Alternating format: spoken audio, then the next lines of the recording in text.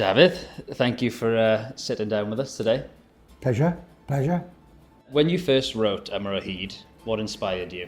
I often get asked that question. I mean, it's a story of successive attempts to do away with Welshness, and we've survived it all. That was the thinking behind it. And this was the early 80s, when Thatcher was ruling, the miners were up in arms because the pits were closing. So Heed was born out of that feeling of melancholy and depression. But of course it took many years to sort of sink in to the national consciousness. But gradually I heard that there were rugby clubs and football clubs adopting it as their song. So I knew we had something going.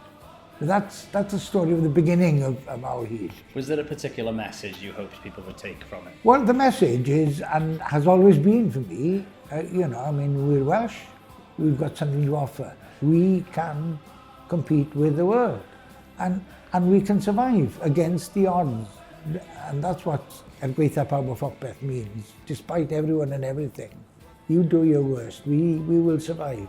Every campaign song has to have a single, simple message. And the message of Heed is that we can survive against the odds, and we are still here. And nothing will do away with Wales, nothing will do away with the Welsh language, nothing will do away with what we are as a people. How does it feel seeing your song transcend time and inspire new generations? That is a good feeling for anybody who writes songs. I mean, it's quite phenomenal. It happens with some songs, and it doesn't always happen, as we who compose songs know quite well. But there's something about Heed. It's simple, it's direct, it's rooted in history, and yet it talks about Wales today. It talks about us.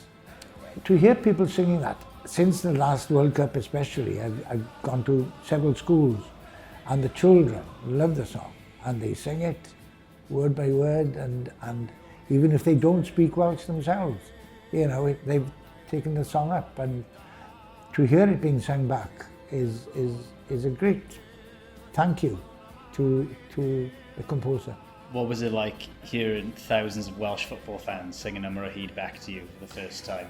Well, Ian Gwyn Hughes of the FAW asked me, would you like to sing it before the Austrian match? I'd love to do it, but, will it work? So when Ian asked me, would you sing it before the match? I said, okay, yeah, I'll have a bash. So I sang with the recording, and then came to the chorus, and the red wall came in like a trained male choir, and nearly knocked me off the platform. The power of that singing was incredible. And it brought tears to my eyes, and I probably sang as I've never sang before. And it was a very moving experience, a very emotional experience, and it was an experience I will never forget. What's the most unexpected place you've ever heard Heed being sung? I've heard it sung in so many places, in schools, in chapels, in village halls, in stadia, but not a day passes, and I'm not lying, without somebody saying Heed to me. It's quite uncanny. I thought for a time that some people thought it was my name, but and as long as they have an inkling of what is behind the song, I don't mind it, of course.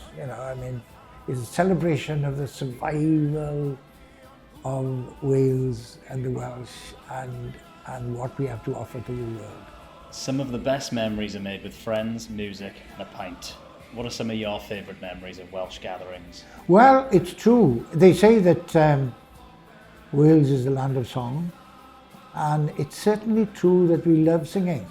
We had some great singing sessions in pubs in Cardiff before, during and after international rugby matches. I had the pleasure of singing Heed in the Welsh Cup final, and there was a great atmosphere there, and Carnarvon won. But the song follows me around wherever I go. I've sang it in Caernarfon football ground and in many other places throughout Wales. I forget what the question was. You're right. What makes Wales special to you? Well, I've always been a Welsh nationalist, you know, in non-political terms. So supporting Wales in football or rugby or whatever has always been a natural thing for me. Wales has always meant everything to me. In the end, it's the love of people for each other and communities working together is the great thing that we have in Wales. I've heard so many people coming to Wales for a holiday or even to live there, saying there's something about the community spirit in Wales which is very, very special, and we must really use that in all ways possible. How important is it to you to support independent Welsh businesses?